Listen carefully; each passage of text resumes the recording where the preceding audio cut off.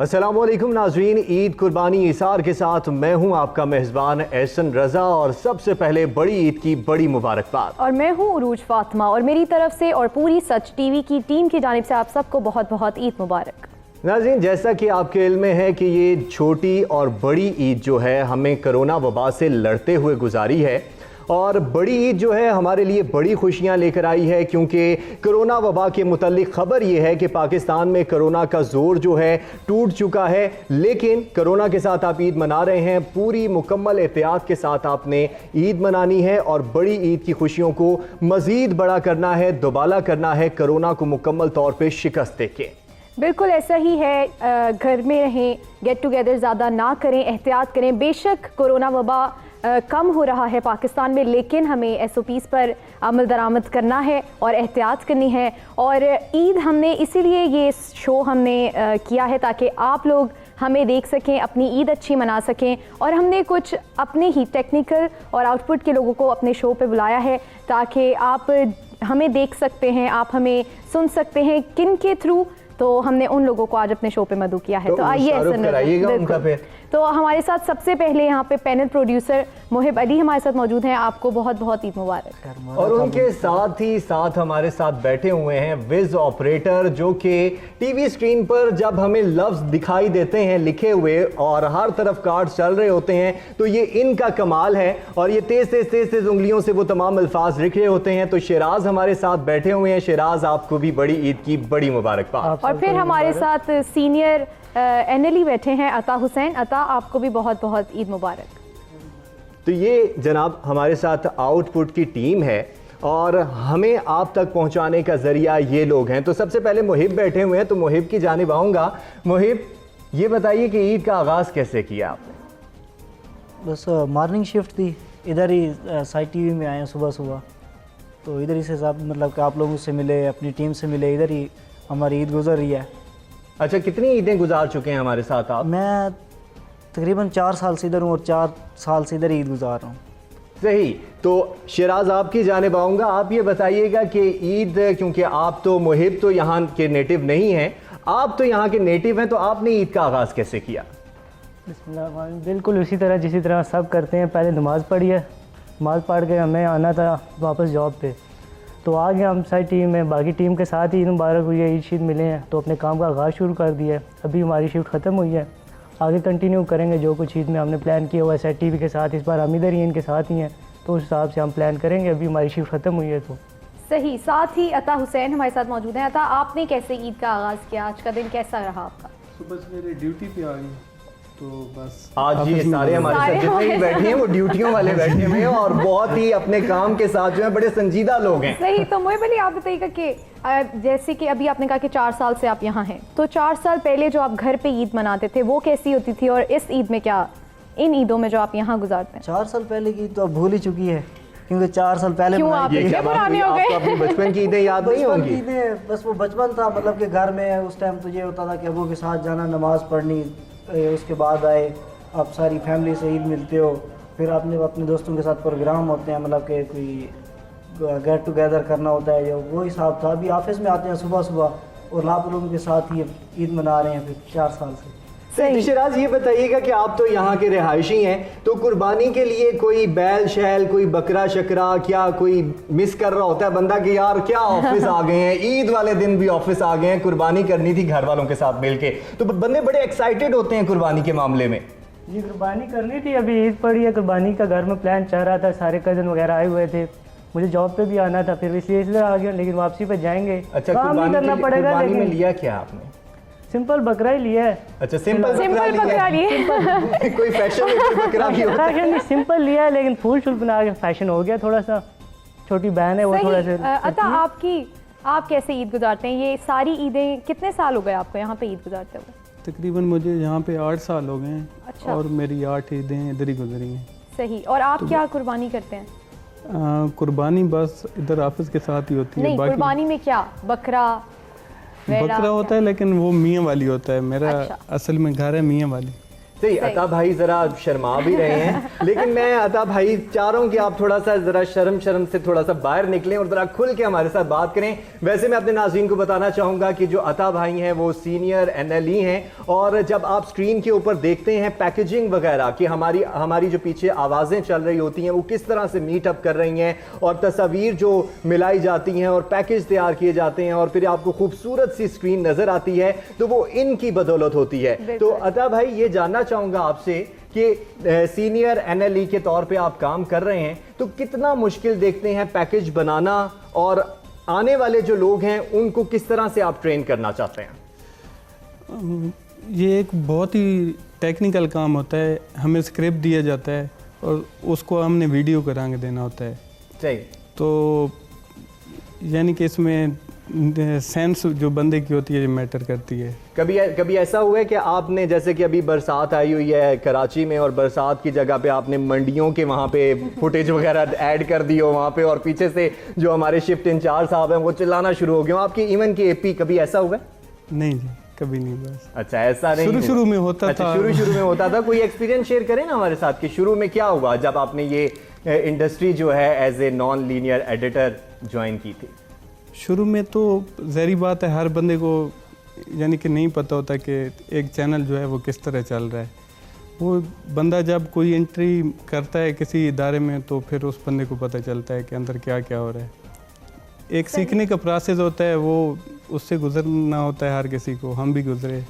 सही। वापस अगर हम ईद पे ही आए तो मैं मोहिब अली से पूछना चाहूँगी सबसे पहले, फिर आप लोगों की तरफ भी आएंगे कि ईद पे कभी ऐसा हुआ है, क्योंकि आप लोग घर पे कुर्बानी करते हैं, खुद करते हैं, क्योंकि बहुत सारे लोग होते हैं कि खुद भी कुर्बानी करते हैं या कसाईयों को बुलाया जाता है, तो आप लोग खुद करते हैं या कसाई को बुलवाते हैं? नहीं, ज़िबा करने के लिए तो कसाई आते हैं। ठीक है। उसको मतलब कि तो कभी ऐसा हुआ कि कसाई ना पहुंचे हो टाइम पे? क्योंकि बहुत दफ़ा ऐसा होता है कि कसाई ये होता है, रोला ये लगा रहता है कि फिर लेट हो जाती है उसमें, तो मतलब कि ये रोले लगे रहते हैं, लेकिन कसाई आ जाता है, ज़िबा कर देता है, उसके बाद हम भी उसके साथ मतलब कि काम करा रहे होते हैं अगर घर पे हो बंदा तो। और फिर क्या कोई गेट टुगेदर होता है? क्योंकि बारबेक्यू का बहुत ज़्यादा फैशन चलता है कि वो तो लाजमी बात है, बड़ी ईद हो तो गेट टुगेदर तो बंदा हर कोई करता है।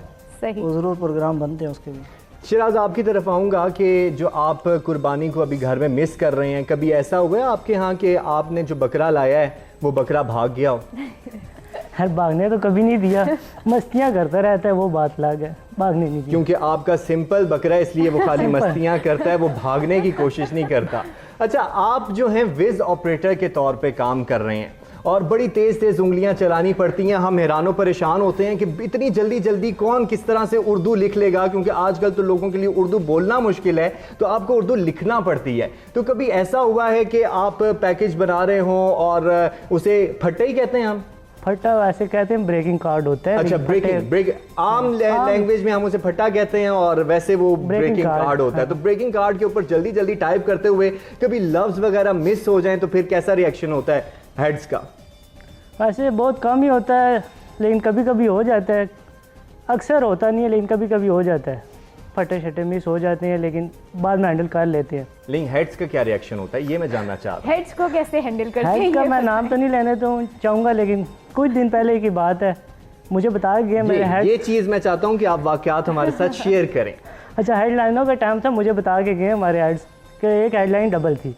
अब मैंने हेडलाइनें बनाना शुरू कर दी और वो बात मेरे जहन से निकल गई, तो हेडलाइनें चाह रही हैं, एकदम मैं अपने ध्यान में था, हेडलाइनें चला रहा था, वहाँ से शोर आया है कि ये क्या कर रहे हो, क्या चाह रहा है। मैंने क्या हो गया, फिर मुझे दिमाग में याद है कि 2 हेडलाइनें चलानी थी, इतनी देर में हेड भागता हुआ आ गया। अब मैं उनका नाम नहीं लेना चाहूँगा, बहुत लाउड आवाज़ में उन्होंने मुझे बोला है, मैं भी परेशान हो गई, तो मैंने कहा ये क्या कर दिया, तो मुझे बता के गए थे, मेरे से नहीं हुआ, तो मैंने तो उन्हें अब शायद नहीं बताना था, मैंने कहा नहीं जी आपने ये नहीं किया, वो नहीं किया, गलती मेरी थी। लेकिन बाद में वो चले गए, मैंने जाके सॉरी भी किया, उन्हें हमारी शर्त की, उनका एक डिलॉक है, आप समझ जाएंगे, शरारती आप रहने दे, आप क्या फ़ायदा। तो मैंने उन्हें मना लिया, तो मैंने कहा सॉरी दोबारा नहीं होगी, तो उससे बाद अल्लाह करम ध्यान से करते हैं। सही, यानी शरारती आप रहने दें, आप क्या फ़ायदा। लेकिन मामलात इस तरह के चलते रहते हैं। मुहिब की जानिब, मुहिब आपने जैसा कि सुना इनके साथ वाक़यात हुए और आगे से इन्हें सुनना भी पड़ा कि शरारती आप रहने दें। मैं ज़रा इनकी तरफ वापस आऊँगा, लेकिन आप मुझे ये बताएं कि जो आप हमें स्विचिंग करते हैं, कितना मुश्किल पाया आपने स्विचिंग करने को? क्योंकि नाजरीन, हमें जो स्क्रीन पर दिखा रहे होते हैं एक एंकर से दूसरे एंकर पे जाना, फिर उसके बाद फुटेजेस चलाना, फिर उसके बाद पैकेजेस चलाना, वो इनका कमाल है सारा, और ये जल्दी जल्दी से स्विचिंग कर रहे होते हैं। तो कितना मुश्किल पाया आपने स्विचिंग को? स्विचिंग अगर हम ब्रेकिंग खेल रहे होते हैं तो उसके ऊपर बहुत मुश्किल होता है। सोलो पे हम जा रहे होते हैं वो भी, क्योंकि आपने एंकर को बताना है कि इस बार आप आ रहे हैं मतलब कि आपने एंकर स्विच करने हैं, तो इस हिसाब में वो मुश्किल हो जाता है। बाकी मेरे ख्याल में अब इतना टाइम हो गया तो अब मुश्किल नहीं है, पहले था ये काम मुश्किल लगता था स्विच करना। कभी किसी एंकर पे गुस्सा भी आया है? सच बताना। अब एंकर का नाम तो मैं नहीं ले सकता, लेकिन गुस्सा आ जाता है, आपको ही पता है अच्छी तरह। अच्छा, तो फिर इस सिचुएशन में किस तरह हैंडल करते हैं? रिलैक्स करते हैं, एंकर को भी खुद भी रिलैक्स होते हैं, लेकिन यह है कि बाद में बंदा थोड़ी बहुत सुना देता है। बर्दाश्त से बाहर हो जाए तो नहीं, बर्दाश्त करना पड़ता है, क्योंकि जब हम उसके ऊपर गुस्सा करेंगे तो एंकर भी मतलब कि परेशान होता है, तो फिर एंकर ने फिर क्या करना है स्क्रीन के ऊपर, वो मज़ीद एक उसने बांड चलो मार दिया, तो मज़ीद अगर वो परेशान हो जाएगा तो वो मज़ीद बांड मारेगा। सही। शिराज, जैसा कि आपने बताया कि आपके जो हेड थे उन्होंने कहा कि शरारती, मैं अब शरारती में फंस गया हूँ, अगर आप आज हमें नकल उतार के बता दें कि किस तरह से आके उन्होंने कहा कि शरारती अब तो हो गया है। अब ईद तो का दिन है, आप क्यों मुझे कुछ रहने दें आगे। देखिए मेरी बात सुने, ईद का दिन है तो इसीलिए हम इस तरह की बातें कर रहे हैं, क्योंकि ईद जो है वो एंजॉय करने का नाम है, और ये कोई पर्सनल बातें नहीं है कि आप किसी के साथ इस तरह कर रहे हैं। देखें, बड़े बड़े एंकर्स की, बड़े बड़े एक्टर्स की और बड़े बड़े सियासतदानों की लोग नकलें वगैरह उतारते हैं, तो मैं चाहता हूँ आप जरा वो शरारती वाला डायलॉग उन्होंने अपनी जुबान में कहा था, खैर मैं उस तरह सहम तो नहीं कर सकता, लेकिन बहुत गुस्से में ट्राई करें। गुस्से में थे, मैं गया, मैंने सॉरी किया, कहते ना शरारती होने की फायदा, होने तो रह नहीं, उस अंदाज में कहना, अंदाज में अब मैं वो तो नहीं कर सकता सहम है, लेकिन उन्होंने यही लॉग कहा था, मैं थोड़ा रिलैक्स हो गया, मैं चलें ये जब कहते हैं ये नॉर्मली तरीके से कहते हैं, जब ये फ़न के माहौल में होते हैं या गुस्सा उतर जाता है तब ये अक्सर सबको कहते रहते हैं शरारती रहते, तो तब वो इतना कुछ नहीं था, मैं समझ गया बस ठीक है अब। सही। अच्छा, हम आपकी जानिब आएंगे कि आपसे कभी कोई पैकेज में गलती हुई हो और किसी हेड ने आके आपको डांटा हो, तो आप उसको किस तरह से हैंडल करते हैं? मेरे साथ तो अक्सर होता रहता है, क्योंकि मैं होता हूँ हेडलाइन पे। अच्छा, और जो हेडलाइन का काम यानी कि होता है, अक्सर आपके साथ हेड आके आपको डांटते हैं। हेडलाइन का काम होता है थोड़ा टेक्निकल, हमें सेकंड्स के हिसाब से चलना होता है, यानी कि हमें ये अंदाज़ा लगाना होता है कि स्क्रिप्ट को देख के कि ये जो स्क्रिप्ट है इसको एक एंकर कितनी देर में पढ़ेगा। सही। तो उसमें अक्सर ऊपर नीचे हो जाता है, तो फिर आप चुप रहते हैं जब हेड्स आपको आके डांटते हैं या जो भी गलती पे आपके साथ होता है, तो आप उस पे क्या, उसको कैसे हैंडल करते हैं? बस चुप ही रहते हैं। मुहिब, ये बताइएगा कि जब आपने सच टीवी को ज्वाइन किया तो एज एन इंटर्न किया, या इससे पहले भी आपका कोई एक्सपीरियंस था, या फिर आपने सोचा कि मुझे स्विचिंग के ऊपर ही आना है, एज ए पैनल प्रोड्यूसर आना है? किन ख्यालात, किस सोच के साथ आपने सच टीवी को ज्वाइन किया था? मेरा ये पहला ही चैनल है। अच्छा, पहला चैनल है। मैं यहाँ पे पहले आया था एज ए NLE आया था। सही। और NLE मैंने काम किया इधर तकरीबन 1.5 साल 2 साल तकरीबन। सही। उसके बाद मैं मतलब कि स्विच किया गया था मीसम भाई की तरफ से। मीसम भाई ने कहा कि आप स्विचिंग पे आ जाएं, पैनल पे आ जाएं, तो उन्होंने मतलब कि मुझे उधर पैनल की तरफ दिया है ना। सही। मुहिब, यहाँ पर हमें ब्रेक लेना पड़ रहा है, और नाज़रीन हम आपको बताएं कि अभी जो अता भाई हैं वो मॉर्निंग शिफ्ट के सीनियर NLE हैं और इन्हें जाना होगा, और क्योंकि इनकी फैमिली भी इनका इंतज़ार कर रही होगी। इनके बाद हमारे साथ एक और शख्सियत यहाँ पर मौजूद होंगे, कहीं मत जाइएगा, हमारे साथ रहिएगा।